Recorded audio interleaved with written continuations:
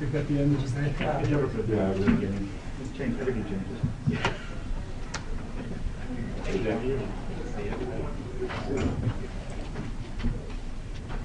Give it just a couple more minutes for some of the folks coming from that. Oh yeah, sure. So we have somebody who's responsible for whatever. That looks good.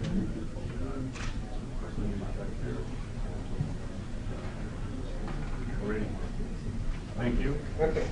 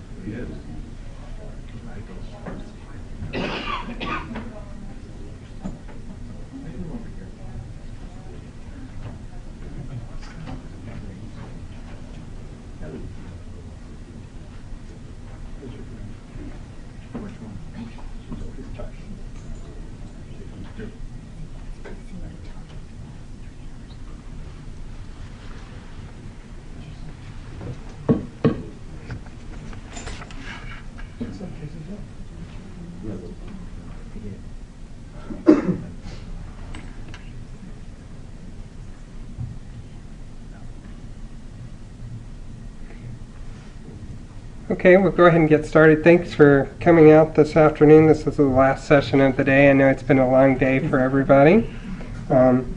We have been talking about this for a while with the planning committee, and I want to thank the panelists today for being on this panel. We have an esteemed group of folks on the panel that come from both the partnering side of the business as well as acquisitions. So lots of experience here with these four guys, and so we'll start with a little bit of an overview of the session. So we'll start off with introductions of the panelists, then we'll have a roundtable discussion, and then we'll end with some Q&A. Just a little bit about me. I'm Michael Campbell. I'm one of the managing partners at Forward Motion EDU. We are a sales, marketing, and distribution company focusing on the international markets. We currently have sales teams based in the Middle East, the Caribbean, and in Southeast Asia. So if anyone has some opportunities that you would like to talk about, revenue expansion in those areas, we'd be happy to talk to you. My colleague Mike Dragella is here in the back here. He would also be happy to speak with you about that. We'll let each of the panelists introduce themselves. Let's start with Craig Battle. Craig?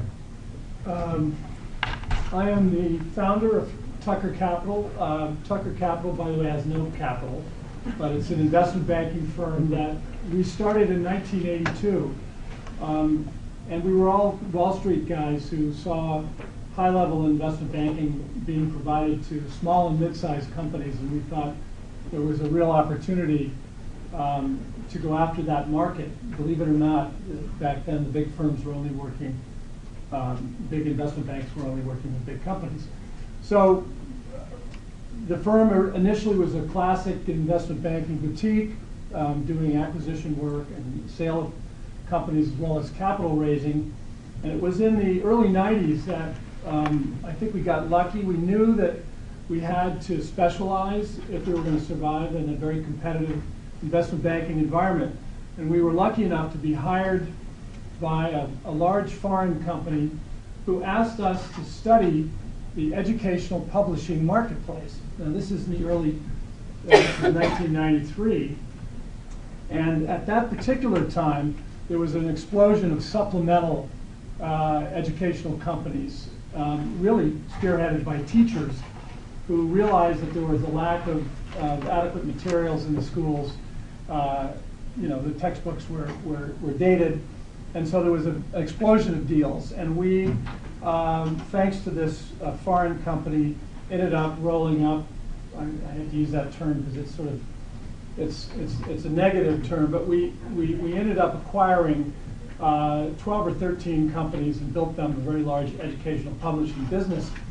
And that really launched us into this business, and we subsequently very much committed to the industry.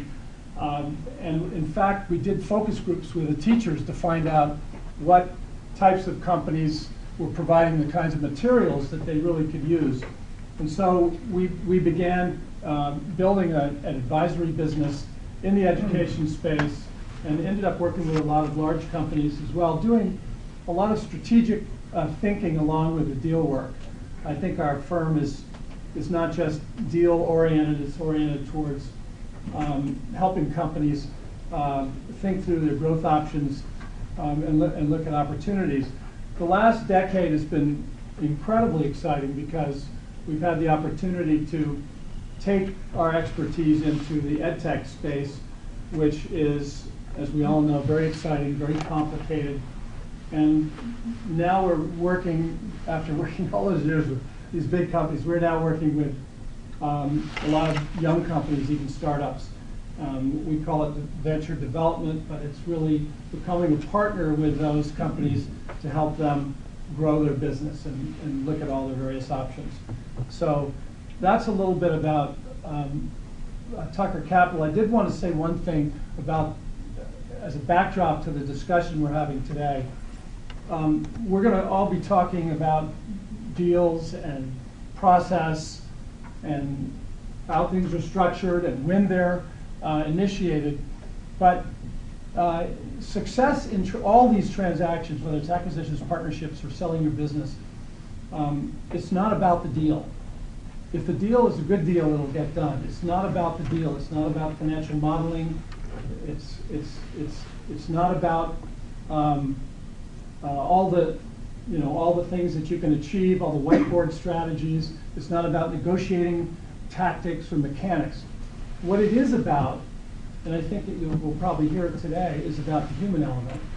It's about what's at stake for each party, whether it's two companies getting together for an acquisition or a partnership or a sale of all or part of your company. There's a big vision. There's a reason you're doing it, and you have to identify that big idea. And then you have to say, what is at stake for both parties? And when groups do that, and when they balance what's important to each side, and then they collaborate on building out a plan that's not only that's realistic and also addresses the really tough issues that people don't like to talk about in the beginning of deals, you then build this cycle of trust, which allows for a successful transaction. So as you listen to all of the details of how you do this, think about that as an overlay. Baron? Yes. So I'm in the similar business as Craig. I'm president of Whitestone Communications. We're a merger and acquisition advisory firm. My background was in publishing. I started here in this building with McGraw-Hill doing corporate development acquisitions. Then went to Simon & Schuster across the street. And from there started Whitestone. We're celebrating 20 years this year. I'm pleased that Dick Casabon is here, Senior Advisor to Whitestone in the education market, and part of our emphasis on education we began about 4 years ago when Dick joined us, and as a result we've made education a major focus of what we've been doing, working on transactions across the spectrum from pre-K to to 12, both with print and electronic businesses. And we also are the publisher. I hope you got your copy of the Who's Buying Whom report, where we're tracking all the deals done in our field, so we have a really good grasp on who the buyers and sellers are and the valuations that are being paid. We generally are representing smaller companies on the sell side. When I say smaller, that's revenue 3 to 5 million up to 25 to 30 million, selling them to the larger players. It used to be the McGraw-Hills Harcourts, but maybe the Harcourts are coming back, not so much maybe the McGraw-Hills at the moment, and the Pearsons. And we also do work with buyers doing focused acquisition searches, where we go out into the market, look for candidates for them to help them successfully conclude acquisitions. So that's kind of the quick summary, and go on to the next panelist. Wens? Yes, my name is Wens Gerdyman. I'm co-founder and CEO of Arcadia Apps. I spent 15 years in e-commerce software, both on small businesses and enterprise, before becoming an independent consultant. And in the past 2 years, I've been with Arcadia Apps. Arcadia is a producer of educational software, especially apps and courseware. We used to make our own apps for the iPads, and we started by producing an LSAT preparation app, and quickly it became the top-rated and top-selling app for the law school category in the App Store. So much so that Samsung really liked what they saw, and then they started giving us money to make those apps available in the Samsung marketplace for their Galaxy family of devices. But we quickly found out that to create great education courseware, you need not only great technology, but also great content. And that's why we shifted our strategy from creating our own apps under our brands to partnering with the publishers in the education space, so that together we can work to launch great products into the market that help students and increase learning outcomes and all that good stuff. Good, thank you. And our last panelist is Larry Scheller with Learners High. Learners High has been in business for quite a while. We got founded in May. And our, we have a revolutionary approach to how people learn. You know, you go to a website where there's content, right? And usually you see a video or read some content, or somebody reads to you. And so we're not like that. Then, you know, they ask you some questions and drill you, and then they give you a test to make sure you understood what the content was that was presented. By and large, that's every website. And so we don't do that if you come to learnershigh.com, and we're up and running. There's no foreplay.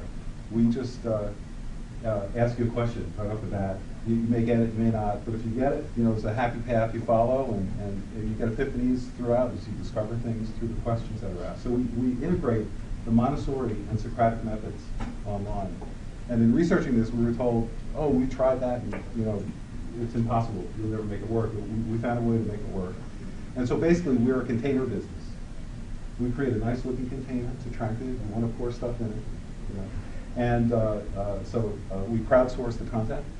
People put the content in, and then it's then available either privately for the people who pour it in, or publicly, kind of like Facebook or Twitter. But you know, this is our model. And then so that's a unique aspect of the business. My background is I've been on and off an entrepreneur. I'm also involved with data. So I've done data strategy and management for companies like Bridgewater Associates, Bank of America, other hedge funds and banks. And I'm particularly interested in this kind of panel because about strategy, you know, partnerships and whatnot. Way back when I first got started, my first company was a software company a long time ago. I asked my brother, I said, hey, what should I call this thing? I have no idea what to call the business. And as a data guy, you figure out pretty quick, if you can't name something, you have a problem. Because you don't know what it is, it's lack of focus, whatever. But he said, why don't you call it like Pony Express Services? And I said, can I do that? Is that legal? And he said, sure, everybody will think you're part of Pony Express, and they started a software wing. And it was like, great. And so that was the first time I realized that partnerships are really great. Of course, I didn't have one. This was a virtual partnership. But everybody thought I was part of Pony Express, and so I had all this great business. And so that was the first indication to me that this is a great idea to form partnerships, even if you don't really form them. So, since then, I've actually done some non-virtual partnerships and found a great deal of value in them. And that's definitely a driving force behind what we're doing at Wonder's Time. So should I change our name to JP Morgan? Junior, JP Morgan Junior. Or how about Jamie Dimon? So we want to start off the discussion talking about partnerships. So our panel is about equally divided here between the acquisition folks and the partnering guys with Larry and Wens. And so Wens had some really good points here, and we'll have some comment after these brief slides here. The first one was, so why partner? Yep. Okay, so I'm with a small company, and like I said, we figured out that in the education space to make great courseware or education apps, it's not enough to have technology. You got to have content and curriculum expertise. So that's why we partner. As a small company focusing on technology, I had zero expertise in education. My expertise was on how to make consumers buy more stuff and how to help small businesses and companies sell more stuff, but not in how to help students learn. And that's why we're all in this business, right? It's the double bottom line. So I have to be humble and acknowledge that I don't have that expertise and go out of my cave and then start talking to people who are experts in education. Of course, we partner also to get funding for new products, and once the product has been developed, then you want to get distribution for the products. Along the way, as we provide the services, we try to extract common items in terms of technology that we can pull back and contribute to our platform, so that in the future when we do a similar project, we can use those or reuse those common items again to reduce the cost for all of our clients. So it's an economies of scale, economies of scope benefit. For the large companies, some people inside a large company, I used to work for a large company. I was with eBay, I was with Yahoo, and I started my career with Procter & Gamble. And I learned that there's not enough time in the day, even if you have 45,000 people working in your company, and there's someone working on something exciting in a new space, you cannot be an expert in everything. So if somebody from the outside of the company can help you accelerate the pace of a new product introduction to market, then you should go for it, because it cuts down your costs, it increases your quality, and your customers can get your product in their hands that much faster, and then you can realize the revenue or the profits from that new product introduction.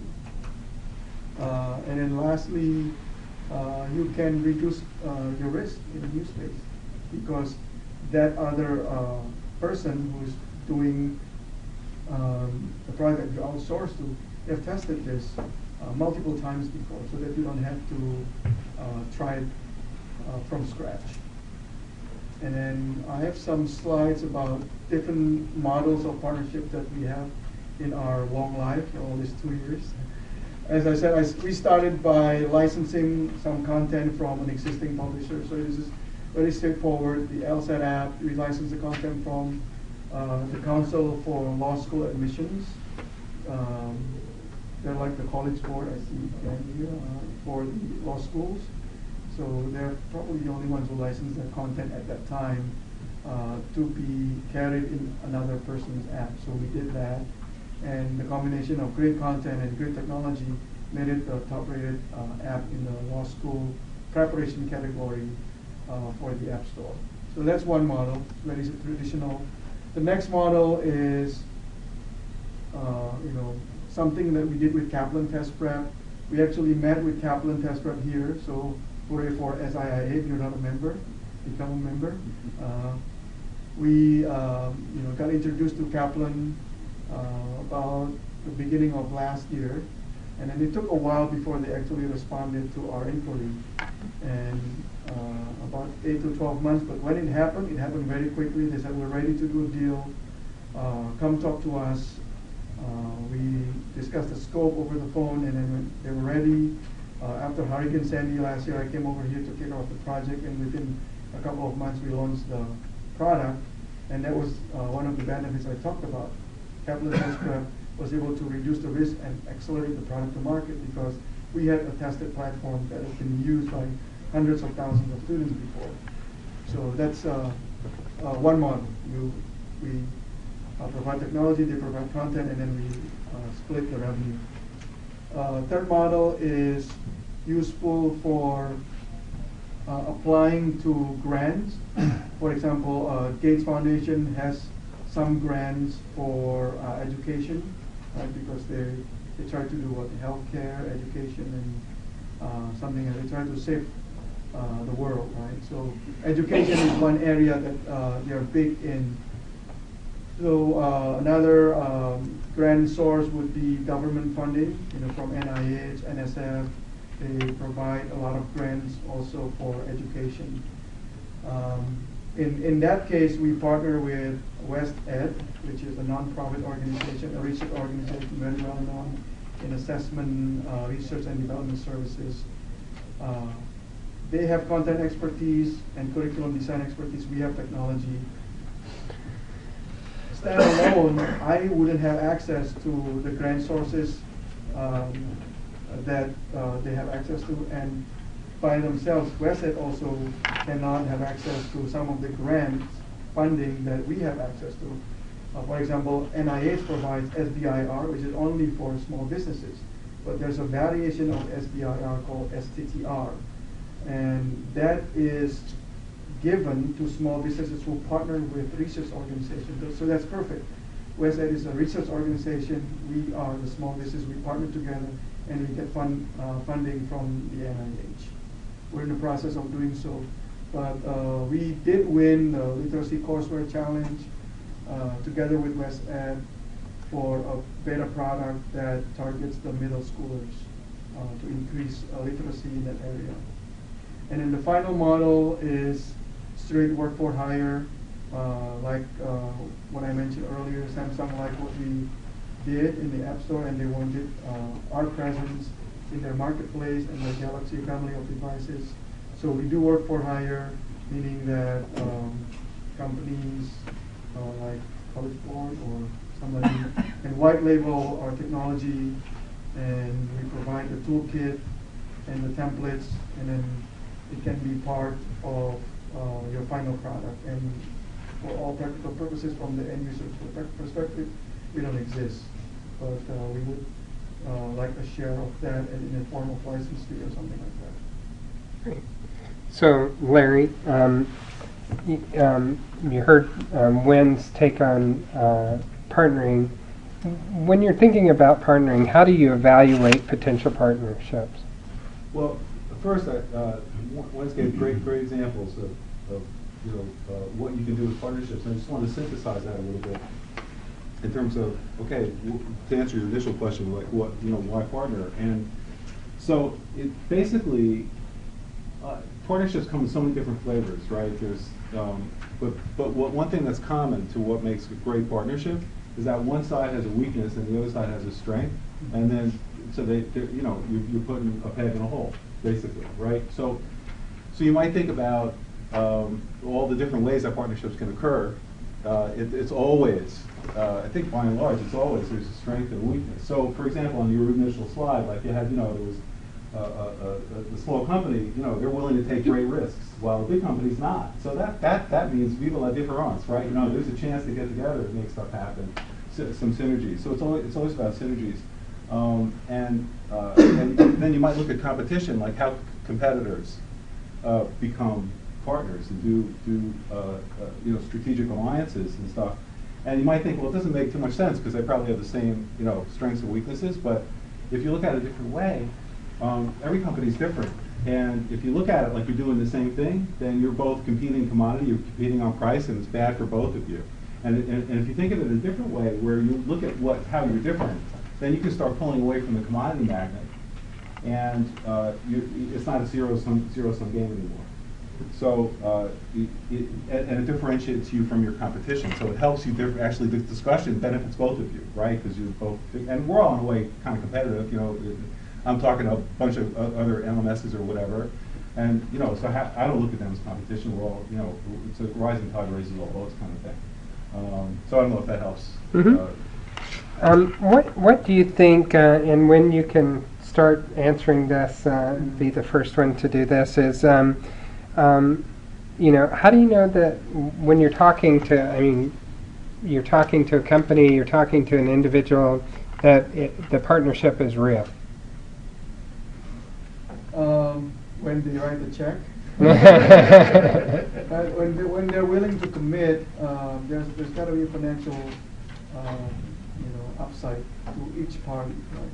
I used to work for big companies too, and when I was working for eBay, I was a group product manager for a partnership product, and we serve ads to websites based on ads that we collect from merchants or advertisers. So it's like Google AdSense, but for products, because eBay is a commerce provider.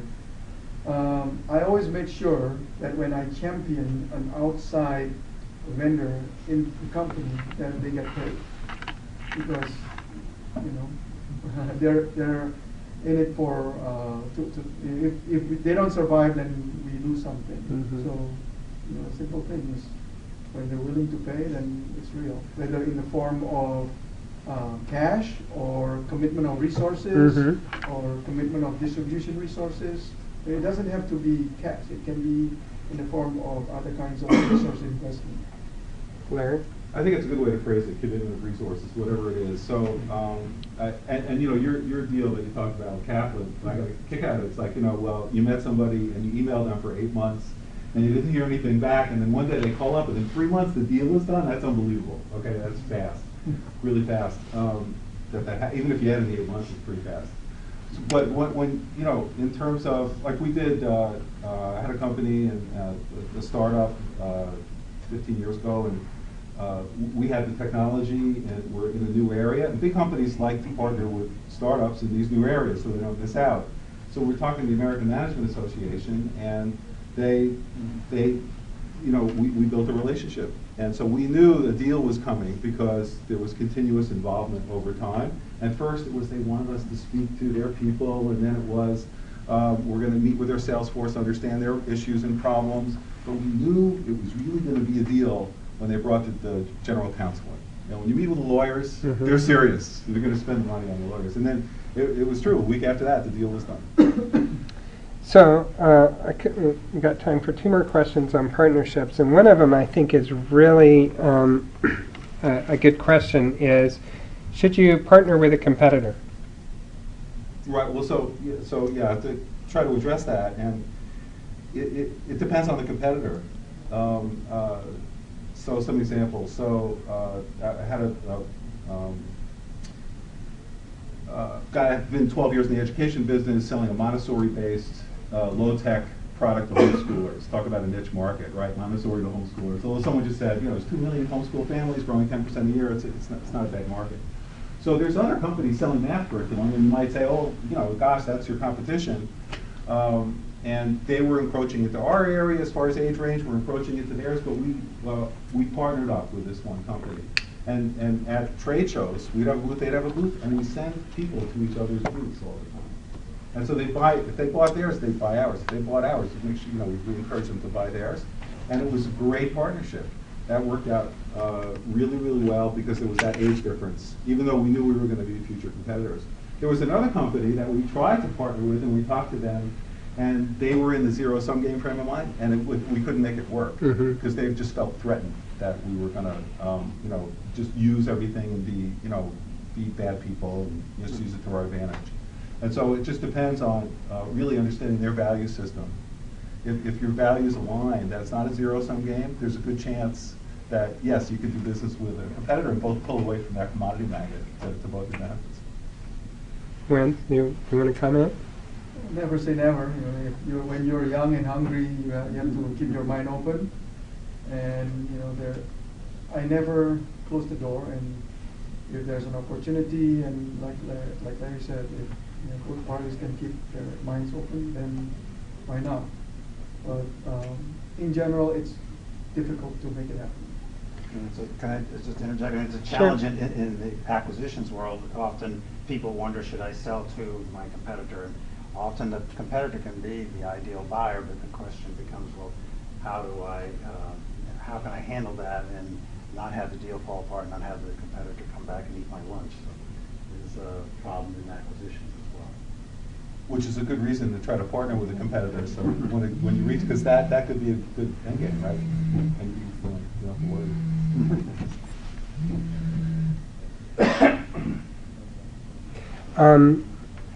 The last question is, how do you, what's the right way and the wrong way to approach a potential partner? Okay, maybe in the context of, again, small company, big company, I think startups often make a mistake. Since Clayton Christensen wrote this book about the innovator's dilemma, and the term disruption becomes every language, all startups, in their zeal, they like to say, we're going to disrupt the industry, we're going to disrupt that and this, and they come across as very cocky when they try to approach the larger companies. And of course, when you approach a larger company who are already established and entrenched in the industry, that way it's going to piss them off, and they, go away, right? I don't want to talk to you. So I think if there are any startups in the room or small businesses, you have to be confident, but you don't want to keep saying disrupt this, disrupt that. The VCs might like it, but established players, they don't want to hear that they're going to be chasing out of their own market, right? And for the larger companies, I think, like I said earlier, keep your minds open. You can do a lot more. You can accomplish and get promoted. The two people that I work with at Campbell and Test Prep, they got promoted 6 months ago, both of them together. And partly it was because they were able to make the launch of our joint product successful. So there are benefits for both sides. Larry, do you have any comments? In terms of approaching potential partners, Mhm. it depends who the potential partner is. It's a delicate conversation. If you follow the idea that you want to match your weakness with their strength and vice versa, your competitors aren't going to be transparent about their weaknesses. And so it's from that standpoint, it's easier with a big company. Mhm. With a competitor, you want to transcend competition, so that establishes a common goal. That in any negotiation, if you take any negotiation course, they'll tell you, you want to establish a common agenda. So that's really the first thing to think about. And to Wen's point, big companies know they're going to be disrupted. And so if you use the Socratic method and say, are you worried about being disrupted? Then they'll figure out that they'll get the epiphany that they should really be talking to you. Mhm. So I think there's ways to approach that in a sensible manner without hiding from it. To find and explore where the safety. Mhm. And just relate another point Sure. from acquisitions to partnerships. Wen made a great point, because when we think, when you have a company for sale and you're trying to think, well, who's going to be the buyer, and you think, okay, this company, you're thinking this company has a brain and it's thinking about what is the strategic acquisition for them. But the company has no, it's not a human thing. The human thing is the person who's going to run the business and have the division report to them and make them look good so they get the promotion. So it's a large part of the acquisitions game is finding the person and the supporter in the company who wants to look good. And it's not something they teach in business school. So let's move to acquisitions. So we have Craig and Baron here who have been contemplating a series of questions that I'm going to ask. So we'll start with Craig here. What kind of criteria are important to consider when thinking about acquisitions, especially in the current market conditions?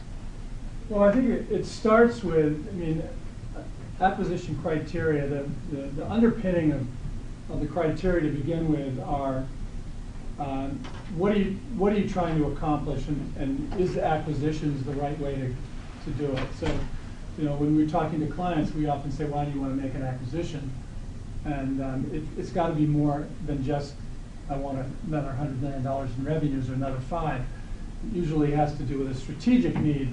But then you need to look at whether or not they can achieve that through a partnership, they can achieve that through organic growth, or maybe an outside investment that helps them grow. So once you agree that acquisitions makes the most sense and you know why, then you can develop a series of acquisition criteria, and to actually name which ones are the ones that are right for you, it's really deal specific. So for example, the typical acquisition criteria we'll see, I want sales of a certain number. I want profits and margins at a certain level. I want a growth rate that's usually 10% or better. But it depends. Again, it's very industry specific. It lays out the product category that you want to be in. Do you want to be in an extension of your existing product, or do you want to move into a new market with a new product? It also reflects the culture of your business. Your criteria should be realistic in the sense that you may not have a management structure or an infrastructure structure that will accommodate the ideal acquisition. So you always want to be looking at your acquisition criteria in a very realistic way. And keep in mind that these criteria are very dynamic, because you're going to get in the market. And what we do is we'll sort of rank the criteria in terms of importance. So maybe 1 is the least important and 5 is the most of the group you pick. So then when you get your companies and you start to weigh them against those criteria, you can score them.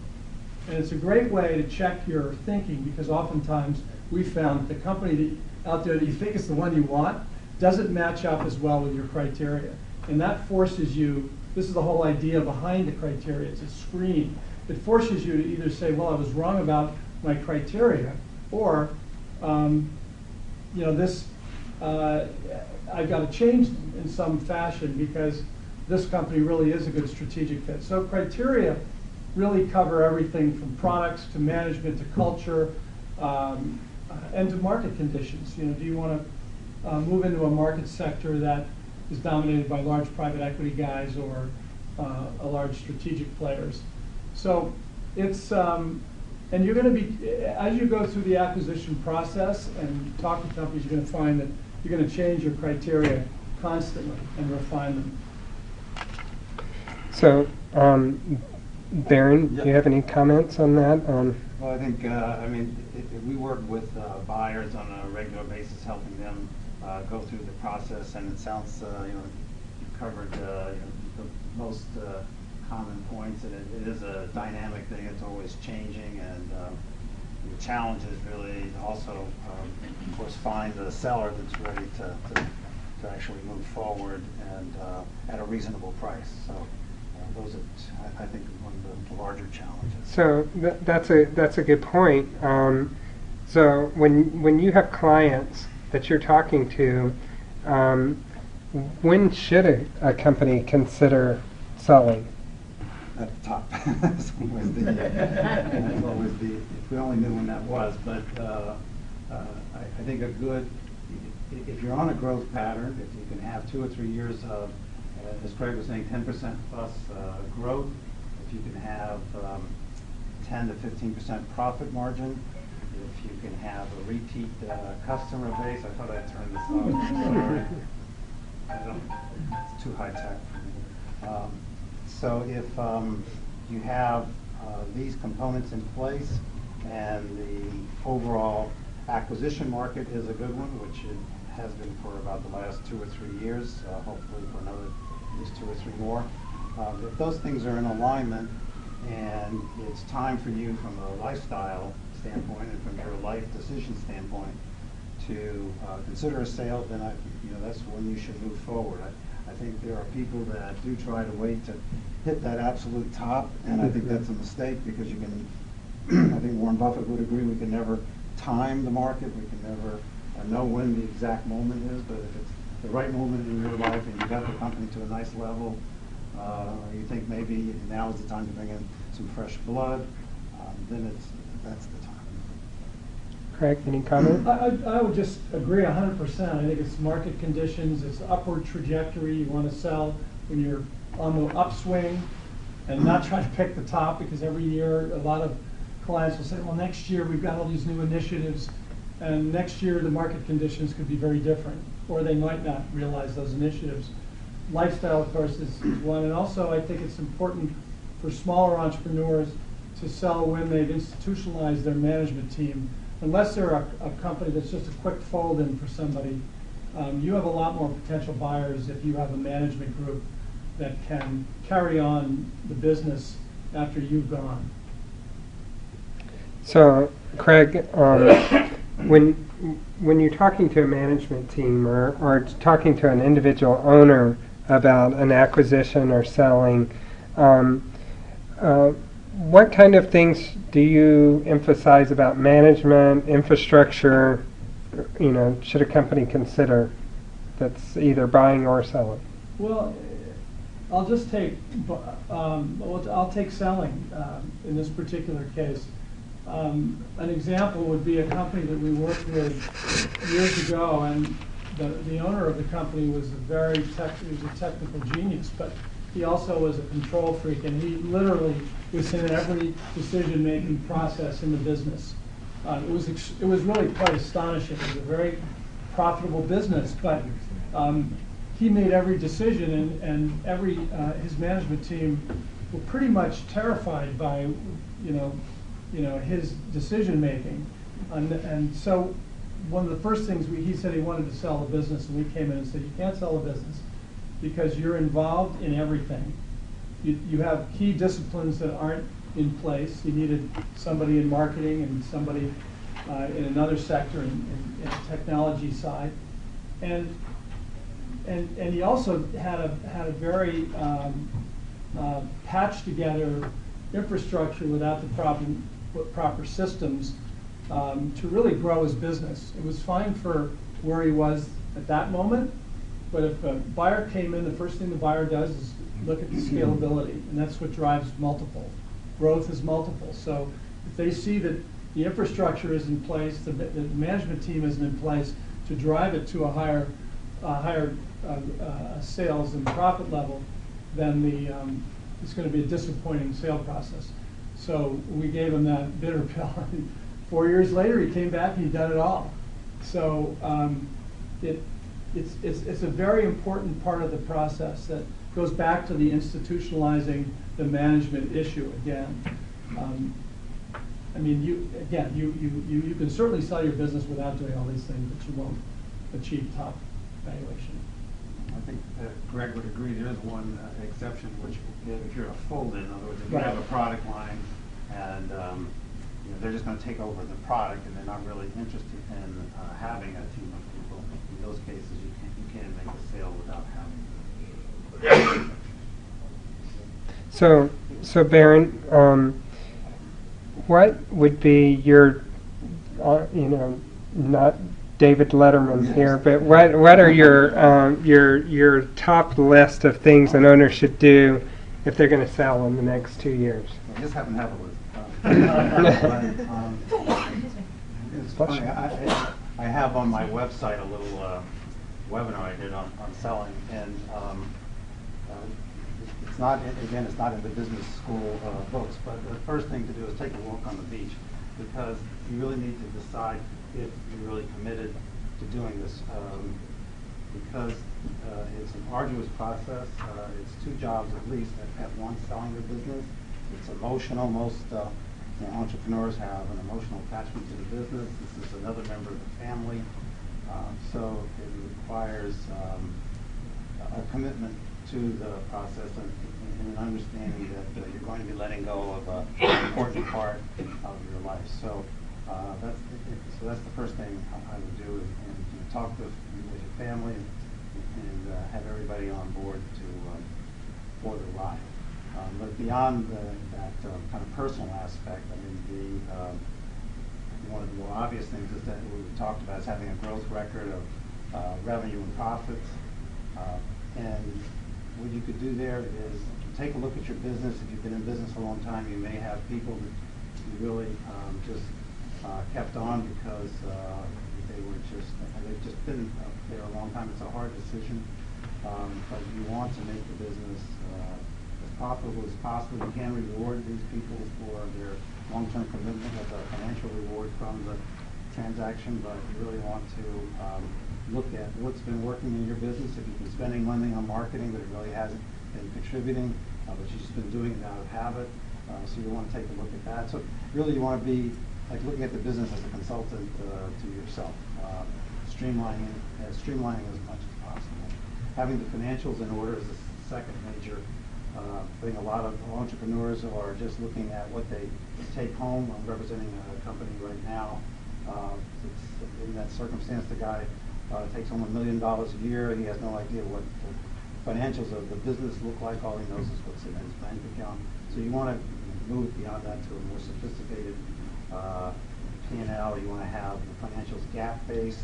You want to have them prepared in a consistent manner going back at least, say, 4 years, so that the buyer can see how the business has been performing.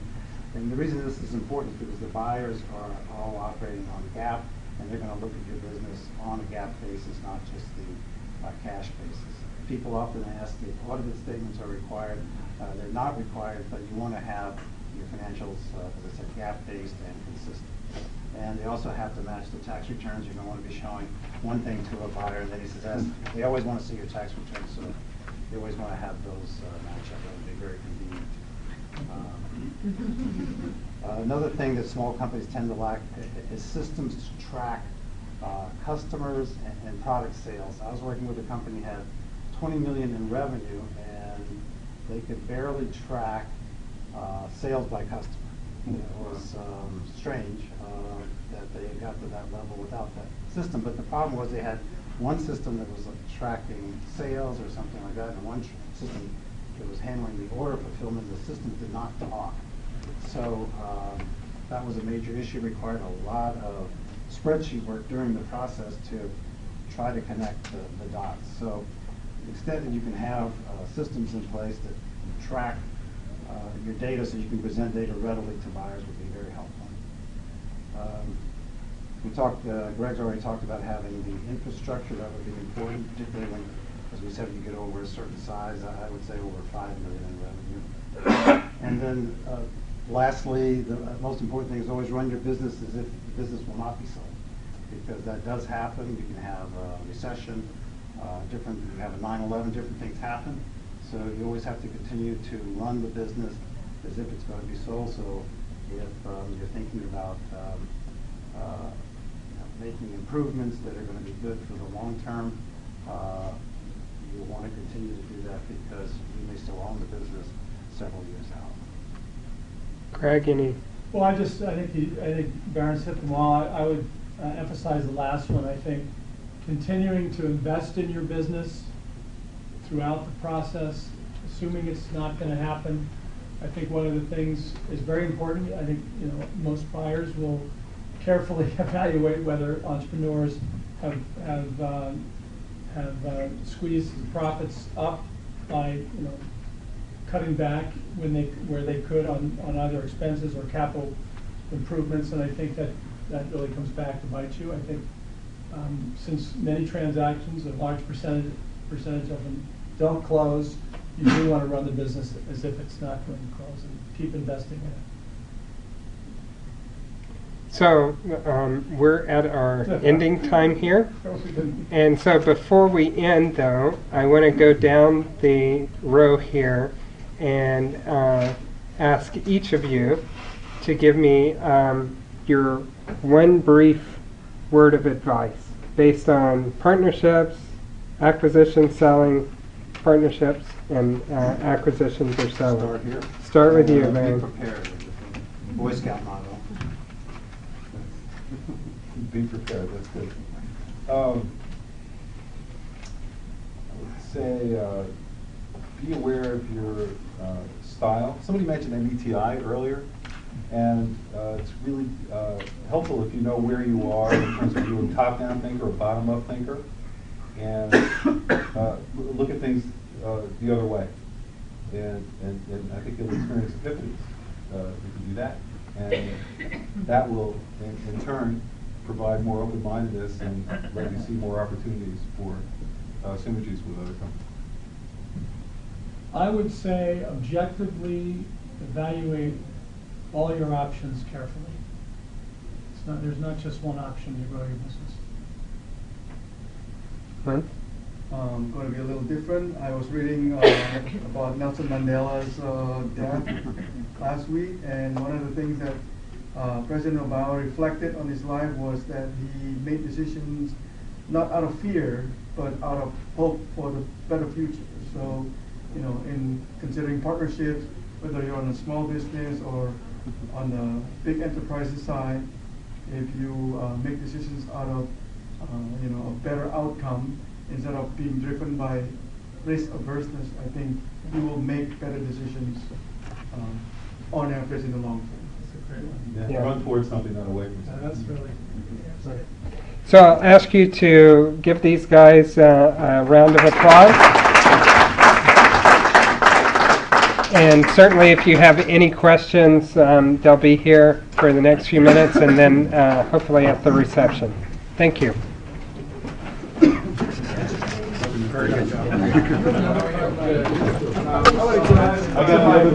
One of my colleagues here. What is your group do?